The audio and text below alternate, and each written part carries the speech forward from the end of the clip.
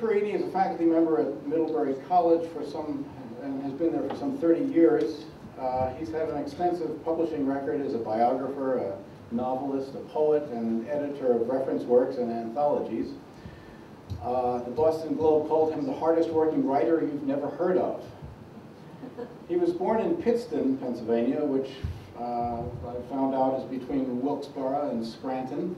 He attended Lafayette College and the University of St. Andrews in Scotland, and spent a few years teaching at Dartmouth before going to Middlebury. His first collection of poems was published in 1972. It's entitled Singing in Time. He also published a collection called Anthracite Country in the 70s, Town Life in 1988, and The House of Days in 1998. J. Parini wrote biographies of Theodore Roethke, Robert Frost, and William Faulkner. He was the editor of the Oxford Encyclopedia of American Literature in 2004. In 2008, he published 2 collections of essays entitled Why Poetry Matters and Promised Land, 13 books that changed America. And finally, a screen adaptation of his novel, The Last Station, a novel of Tolstoy's last year, starring Helen Mirren and Christopher Plummer, was released by Sony Pictures earlier this year. Since we don't have J. Parini, you have me, and I'll read his poem, Anthracite Country, which is featured on this year's poster. The second word in this poem is culm, C-U-L-M. Until recently, I had no idea what this word was, and it seems to refer to some sort of a byproduct of coal mining or coal processing. Someone in the audience should be able to tell us more about culm. Yes? It's coal waste.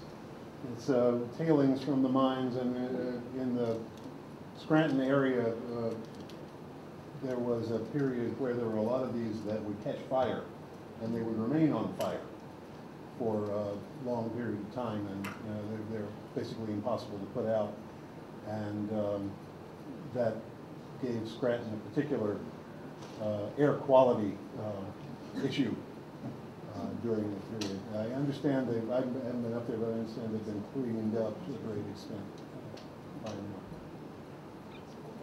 Thank you. To Wilson. Piles of slag. Anything further, Julie? Okay. Okay, that's good. It's the second word in the poem. It's rather essential to following the rest. This is Anthracite Country. The culm dump burns all night, unnaturally blue and well below heaven. It smolders like moments almost forgotten. The time when you said what you meant too plainly and ruined your chance of love. Refusing to dwindle, fed from within, like men rejected for nothing specific, it lingers at the edge of town, unwatched by anyone living near. The smell now passes for nature. It would be missed. Rich earth wound, glimmering rubble of an age when men dug marrow from the land's dark spine. It resists all healing. Its luminous hump cries comfortable pain. Thank you, J. Parini.